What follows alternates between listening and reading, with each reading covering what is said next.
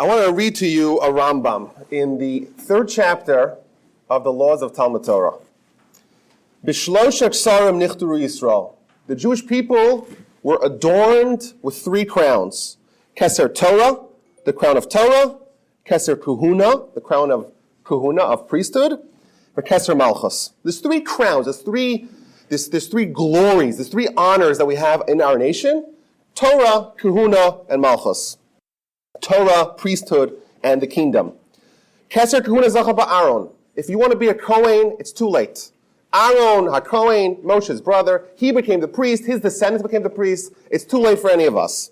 Keser Malchus, the crown of the kingdom, that was given to King David. Keser Torah, the crown of Torah.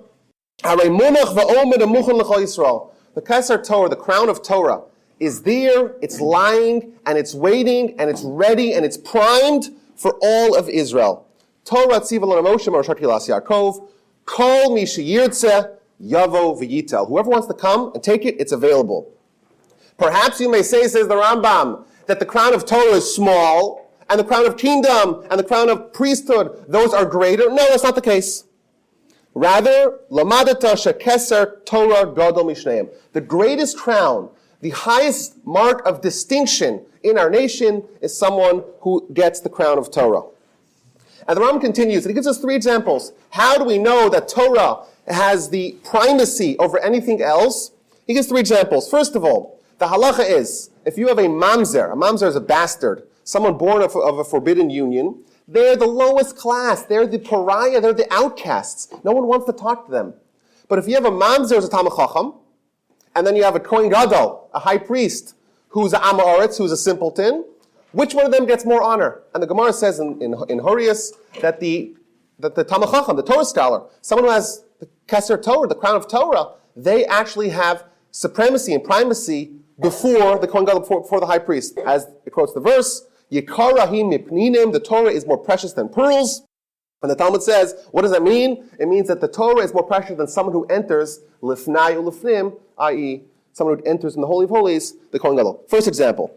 Second example of the primacy of Torah is, he quotes the Mishnah. The Mishnah tells us that Talmud Torah Keneged Kulam, the greatest mitzvah of them all is the study of Torah, and you can never stop studying Torah, even to do any of the mitzvah, unless there's no other way to fulfill it. And if there's another mitzvah that there's no other way to fulfill it, you have to be the one to do it, so you're allowed to stop studying Torah and do the other mitzvah and come right back to Torah study, because Torah study is the most important mitzvah. And finally, the Rambam tells us, quoting the Gemara in Sanhedrin, that when someone dies and they have their encounter with God, and they have to give the din v'cheshbon, the accounting and the reckoning for all their behavior, what is the first thing that they get asked? The Gemara says in Shabbos that they get asked if you were honest in business. The Gemara in Sanhedrin says the first question, Tchilas din shel Adam, is only on words of Torah. Thus, says the Rambam, that Torah is the most important thing, the crown of Torah is the greatest crown of them all. Now the Rambam tells us, he goes on to say, how do you get it? This is the most highest, prestigious honor in the Jewish world, in the whole world. How do you do it? He gives us 4 ways to go get it. And I think it's superfluous for me to say here that I'm not worthy of giving a Hesped, of giving a eulogy on Rav Shteinman. But I think it's clear, if you read the Rambam's instructions of how to gain, how to access the crown of Torah, and you compare them with the stories that you hear and the stories that you've seen about Rav Shteinman, it's abundantly clear that Rav Shteinman was someone who is an exemplar, who personified the crown of Torah. So I want to go through the Rambam's 4 steps, 4 conditions of how someone gets the crown of Torah.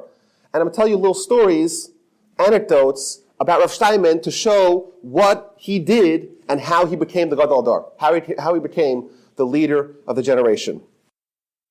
So first the Rambam tells us, what's the first precondition to get the crown of Torah? Lo yasiach daito ledvar mechem. Don't pay attention to anything outside of Torah. That's number 1. You have to have total diligence, immersion in Torah. Number 1. Number 2, people may say, you know what? I'll have Torah, but I'll also have a really a really profitable business ventures on the side. Yeah, that's okay, that's fine. But if you want to get the crown of Torah, it's not going to work. You have to choose either Torah or anything else. Number 2. Number 3, it's about denial of physical pleasure. The Rambam quotes the Mishnah. What's the way of Torah? How do you access Torah? Paspa melech tochal. You have to have the most meager food, just bread and salt and water, and you sit on the floor and live a life of pain. And the more pain you have, the greater you can access Torah. Now, of course, for us, we're just starting our lives.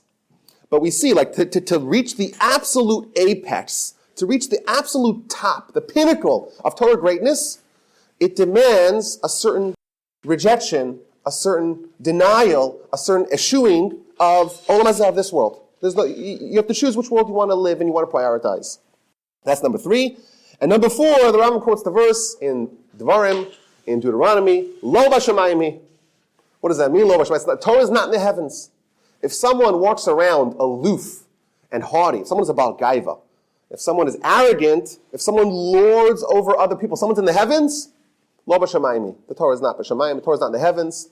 Someone like that cannot access Torah. And I think, it's funny, because I'm reading a little bit about Rav Shteinman, and I've seen him a few times, and it's clear to me that he really exemplified, he personified all these conditions to gain the crown of Torah. So first of all, I was reading stories, and it's your eyes pop out. You know, when he was a little kid, he's 14, 15 years old, he's doing nothing but studying Torah. And at the age of 15, they called him the Eulogy of Brisk, the genius of the city that he lived in, Brisk. And they called him the Nu Chafetz Chaim. He was the Nu Chafetz Chaim, because everyone saw like it was something out of this world.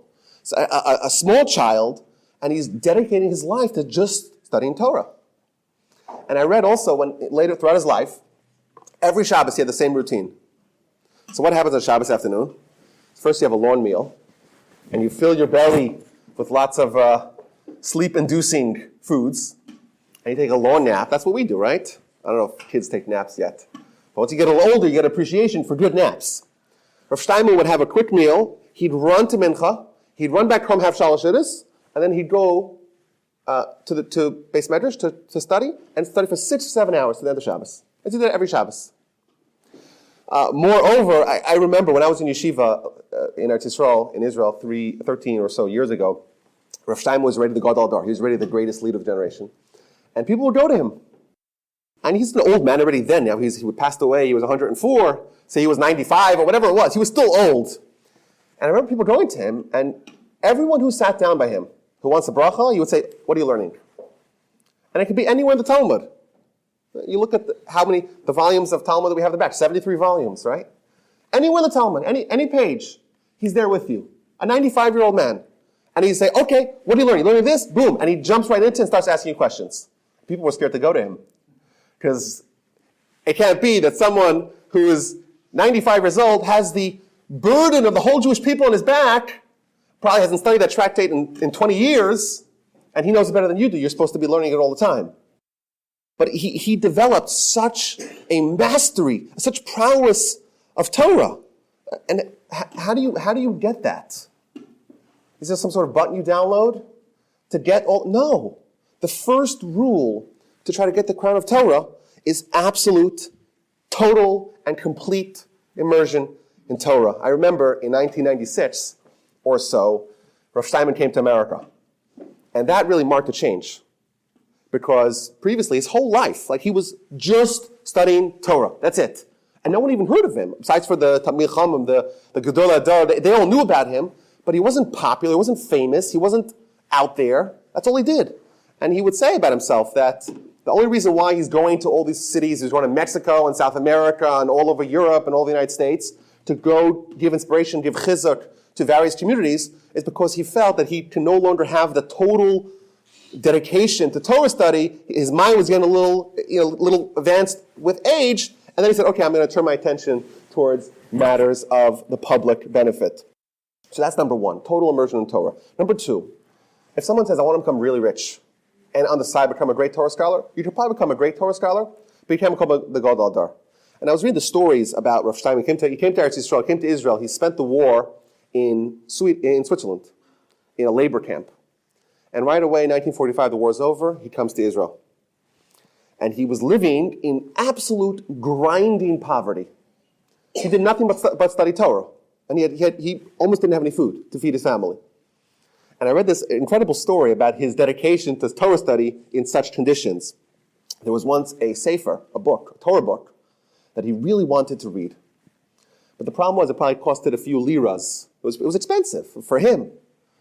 So what are you going to do? You really want to study the Torah, but you don't have 2 pennies or 2 shekels to rub together. What are you going to do? So he went and he went to the book, and he found a copy of the book, and he took his pen and paper, and he just wrote it down verbatim. He wrote down the whole book by himself with his hand, and okay, now he himself has the book, and he copied it. I think it's just a nice little story to show, number one, the love of Torah, especially under conditions of such poverty. Of course, the third condition of the Rambam is denial of physical pleasure. And this is something that you look at a picture of Rav Shteinman. Any picture you see of him, he looks frail. He looks emaciated. He doesn't look healthy. And how does someone like this live to 104 and be so sharp? I went to visit him when he was he was for sure 95 or whatever. And he was sharp like a tack. You meet people, they're 65, they're already losing it a little bit, right? Or certainly when they're 80, they're not as sharp as they used to. How does someone who looks so frail and so ill and so weak and so emaciated, he looked like he just came out of the camps. And how someone has such sharp acuity and acumen and prowess in knowledge and thinking and making decisions for all clients are unbelievable. But I think it's clear, any of the stories you read, it's clear that he was someone who really minimized his indulgence in this world. It's well known that Rav Shteinman would never sit in the back of a chair. The most simple pleasure of sitting on a chair and leaning back, and you walk into any yeshiva, you see all the people slouched over with their shtender. None of that. He would sit up on his bed or on his chair with a stool, no back. That's well known. But I read so many stories about this. I want to share some of them with you, of how he refused to sleep. I read such an astonishing story. When he was 11 years old, he had come to a yeshiva. He was so young, but he was so advanced, he was able to join the students that were 3 or 4 or 5 years older than him. And they didn't like the fact that this little kid, he was 11 years old, and he's coming to learn with the 15-year-old kids. How would you feel if someone from 3 grades below you, they skipped and they joined you? Yeah. So they wanted to pull a prank on him. So what they do, they devised, it's not clear from the story, they devised some sort of device. And they put it on his bed. Something that would be like a jack-in-the-box. They would jump out and scare him. They wanted to scare him. So they put something by his bed that would scare him. And 2 days later, 3, nothing. They go back to his room, and they find it's there untouched. So strange. And then they start following him. They realize that he goes to Beis Medrash at night, and he's learning with everyone else. Everyone leaves, and he stays there. And if he's tired, he falls asleep. And then he wakes up and keeps on learning. He didn't go to bed. He didn't even know that there was a prank waiting for him in bed because he wasn't there. He didn't go there. I read something also fascinating. When he came to Israel in 1945, so the Jewish Agency was one of the groups that was trying to settle Jews in Israel. They gave all the immigrants that came a mattress, a thin mattress. All the immigrants that got a mattress. 1945. Rav Shteinman kept that mattress until 2012. He used the same thin mattress, flimsy mattress that he got from the Jewish Agency. He used it for 67 years. So there's 2 parts to the story. First of all, you say, wow, he really doesn't want to upgrade to more plush, post-orthopedic bed. That's the first thing you would say. But my question is, how is it possible that the bed withstood so many nights? Think about it. 67 times 300 and some odd nights. That's a lot of nights. 18,000 nights? I can't even do the math, right? Something like that? Okay, so I think it's 18,000. Around 18,000. 20,000 nights. How is it possible? The answer is he didn't use it. His family testified about him. That he wouldn't sleep. He would fall asleep in a shtender. And when he wakes up, he keeps on learning. And he falls asleep again if he's tired. And they said in yeshiva, he became one of the Rosh Yeshivas of Panovich, of the big yeshiva in Bnei Brak.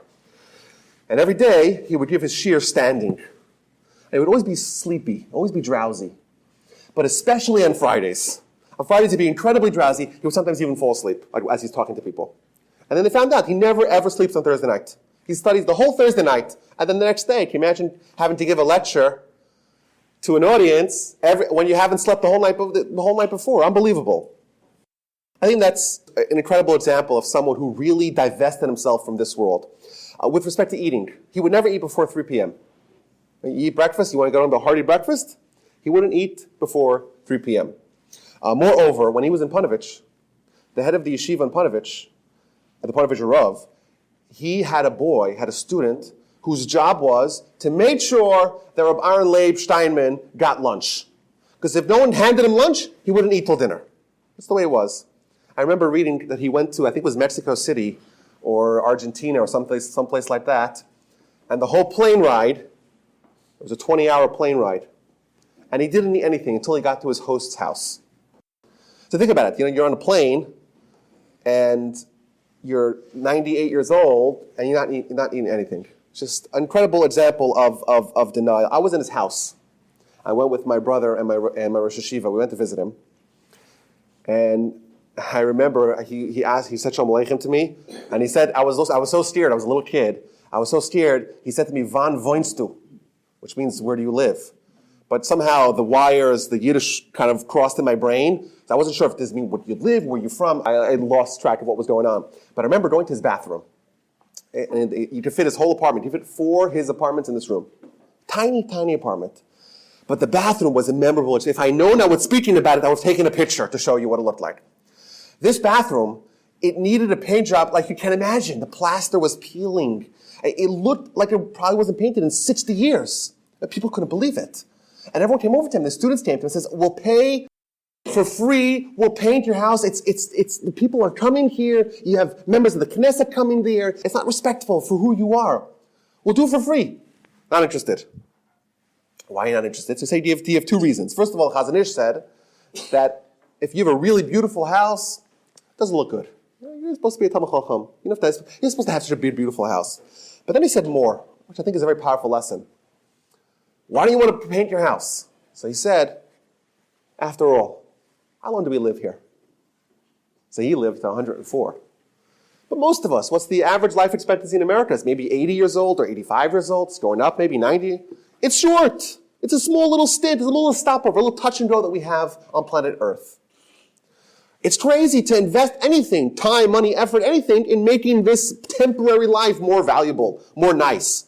No one goes on a train ride and starts scratching off the graffiti. You don't do it, right? You don't want to be if you was in your car, then you would want to clean it, right? But it's a train. You go in here for a few minutes. It's no big deal. He viewed this whole life, this whole world, everything that we think is permanent. It's just a train ride. It's just, well, why would you want to paint it? You wouldn't do that. You're traveling, and that's it. Whatever you're. So, and the students asked him. The Gemara says, if you have a dira noeh, if you have a beautiful house, it's marchiva dalto shel adam. It broadens their consciousness. So he says, yeah, look at my house. It's so beautiful. And I feel great about it in here. And he didn't feel like he was giving up something. He was forfeiting living in a beautiful house. He felt his house was beautiful. It really was beautiful for him. Lastly, I want to talk about his humility. The 4th component of getting the crown of Torah is humility. So I remember hearing a story that Rav Shteinman, he spoke to his people, and he's like, I don't get it. Everywhere I go, I hear the same song. The Bachram don't know any other song? Like it's a playlist. It's going on repeat. And the reason why is because whenever the Gadol Hador walks in the room, there's one song that everyone sings. So he couldn't imagine, why don't they teach the Bachram other songs? There's other songs out there. It's all Yahamim Al Yemei Mel. There's other songs. There's got to be other songs, right? He didn't understand. Like it didn't hit him at all. He wasn't pretentious at all to think that, I'm the Gadol Hador, and of course you're supposed to sing. This is what you're supposed to do. None of that. I want to read to you a few snippets from his tzava, from his ethical will. Al taspidu oti. Don't eulogize me. Don't write articles about me. Don't put signs about my funeral. Don't announce on the radio or the Ramkol. In Israel, they have people who go over and announcing when someone passed. Don't do that. All I need is 10 people. Bury me in a simple grave. Write a simple epithet on my tombstone. Don't write great titles about me. Don't abandon Torah. All I need is a minion of people, 10 people. That's all I need at my levaya. It's unbelievable. Someone who really was the Gadol Hador, the greatest Jew of the generation, but had no feeling that he was someone super special that everyone should stop studying for. And indeed, what do we see? There were hundreds of thousands of people on what was it, Wednesday, by his levaya, by his funeral. I want to finish with one more anecdote, an example of his beautiful midos. Everyone talked about him. It's amazing. The whole Israeli society, the religious, the not religious, everyone agreed that this was someone really special. And you could see it on his character and his very refined, ethical behavior. Last story. He would never drink wine or eat meat during the week. That was reserved for Shabbos. That was his policy for decades. One time, his daughter, or his grandson, they saw a picture that someone had posted, like the Gedolim pictures, of Rav Shteinman drinking wine. And he says, wait a minute. If someone took the picture, it obviously wasn't on Shabbos. And if you're drinking wine, you're not supposed to drink wine during the week. What's going on? So he tells him, listen to this. Everyone has to know the priorities. And the highest priority is good midos. I was by someone's house, and they're my host, and they offer me wine.